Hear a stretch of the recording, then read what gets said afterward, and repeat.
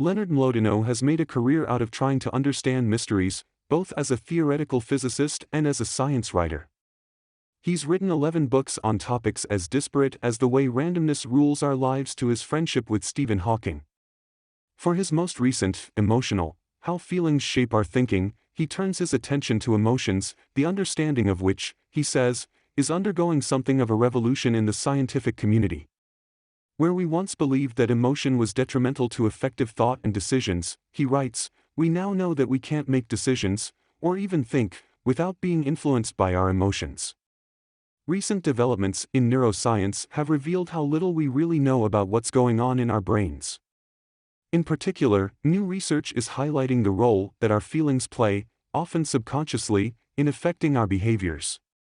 No matter how rational or objective we might think we're being, we're always under the influence of how happy, or sad, or anxious, or even hungry we are. One study indicated that parole officers are least likely to grant parole right before taking breaks for meals.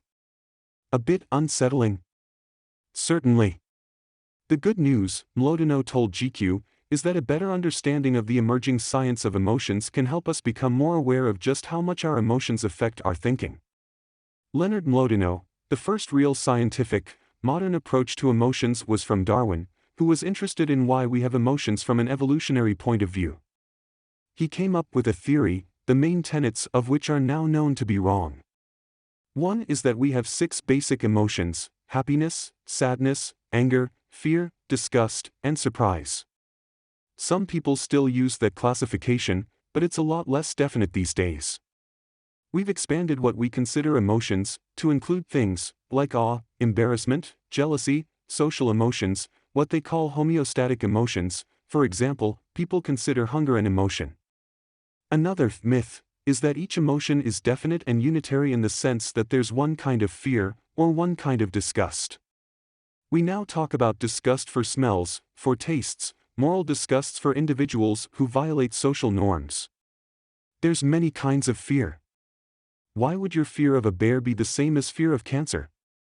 The fact that each emotion is distinct from other emotions is also wrong. Emotions overlap. They don't have sharp lines between them. It's more like a spectrum, like the colors of the rainbow. We say red, green, and blue, but there's a whole continuum. The feelings of the emotions might be universal, but the classifications or the categories, and the way we express or make faces, seems to vary from culture to culture. Some cultures don't have a word for sadness, and there's a culture that has a word for the exhilaration you feel when you're going headhunting against another tribe. As a physicist, you're often working with the rational, logical conscious mind. A lot of what's in this book is about what's happening on the unconscious level. How did that shake up some of what you thought or had accepted as true? I wrote an earlier book called Subliminal, on the unconscious mind and how that affects your decisions, behavior, and thoughts. I view Emotional as a kind of a companion volume. It's about how emotions affect the same things: your thoughts, your decisions, and your actions. Emotion is a functional state of the mind. It's a state of processing that you're in. People are studying, if you're in the disgust mode, how do you make your decisions differently?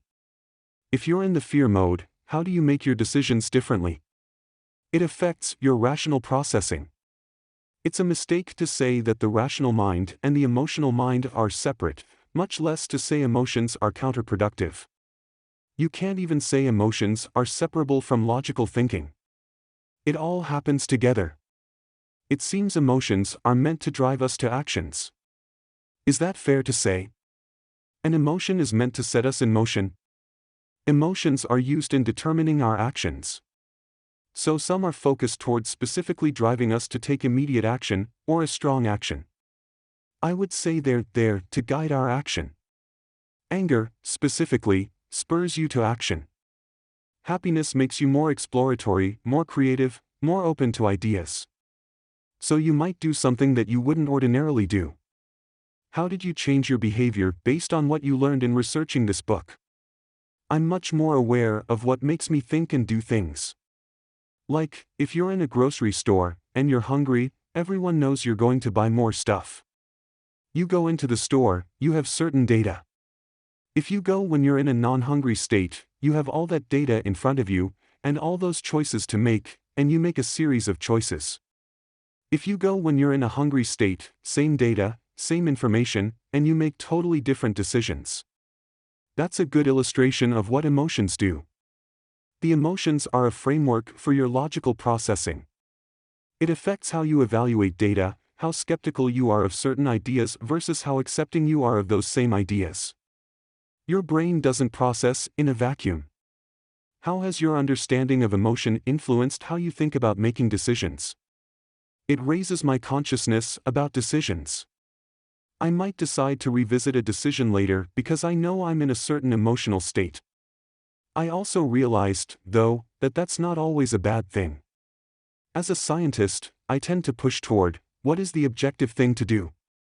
You make the lists, pros on the left side, cons on the right column.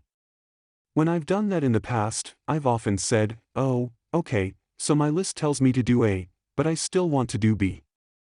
And then, later, it turns out B was the right thing. Your feelings are a very important tool in understanding the world. Your unconscious mind does a lot of mental calculations that are more complex than your conscious mind is able to do. It can handle more information. That's what comes back to your brain in gut feelings, hunches, and intuitions. Those aren't from nowhere. They're the result of complex calculations your brain did on an unconscious level, in conjunction with emotion. In the book you cover emotional contagion, the spread of emotion from person to person or throughout an organization or even an entire society, and core effect, a kind of thermometer whose reading reflects your general sense of well-being based on data about your bodily systems, information about external events, and your thoughts about the state of the world. With the pandemic and rise of incivility, I can imagine this must have been an interesting time to write a book about those things. Emotions are very much part of the society, discourse, and politics today. Unfortunately, emotional contagion is a big factor with certain media, like Fox News, who realize that fear and anger catch on with people. That draws people back to their shows to bathe in more of the same, and it's all shared. It's not just the TV shows. Social media also allows this emotional contagion to feed on itself. Each person can interact with thousands of other people, or hundreds of thousands of other followers on Twitter, Instagram, or Facebook. It's unfortunate. But it helps you understand what's happening in society today, to see how much emotion is driving people's assessments of situations. Are there any behaviors that you've noted and changed, as a way to curb some of this? I use a tool called reappraisal.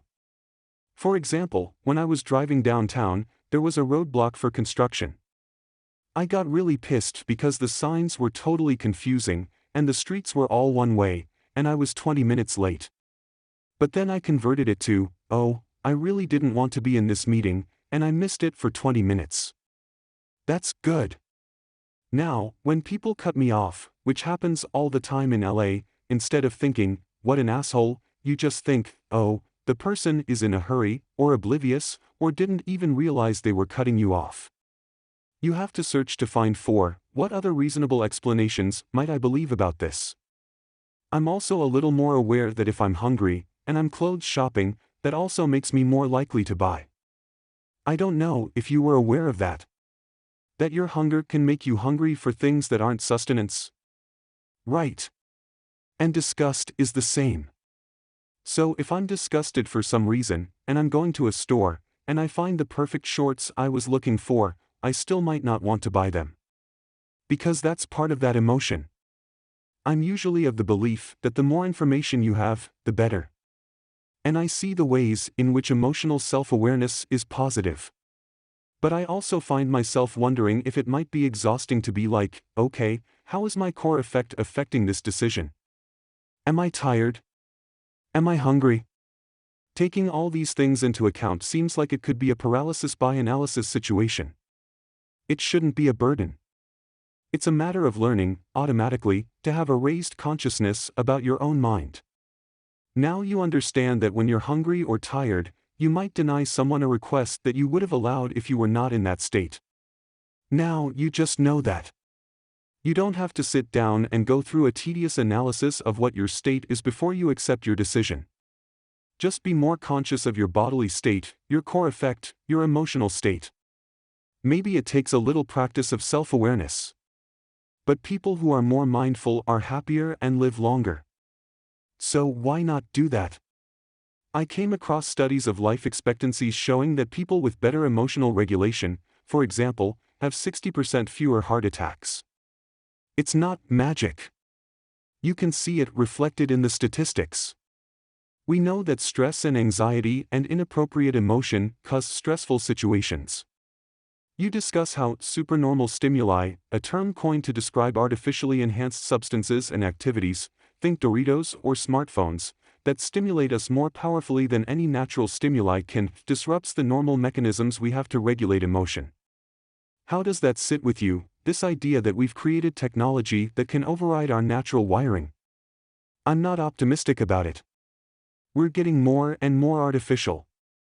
We were built to live in the wild in nomadic groups, to hunt and gather, and be very close to nature. What's happened since then? We've gained a lot of, well, I was going to say happiness.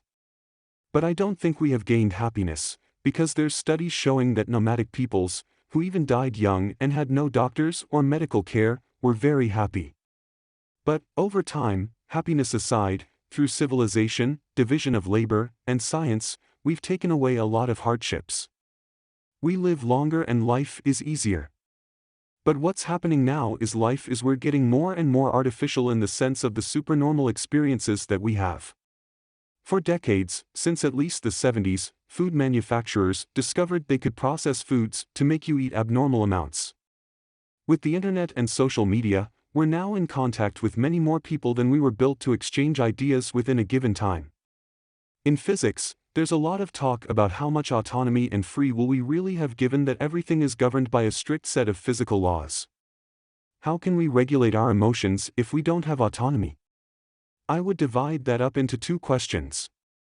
In terms of emotion regulation as a practical matter, you have a lot of control. You have to develop that.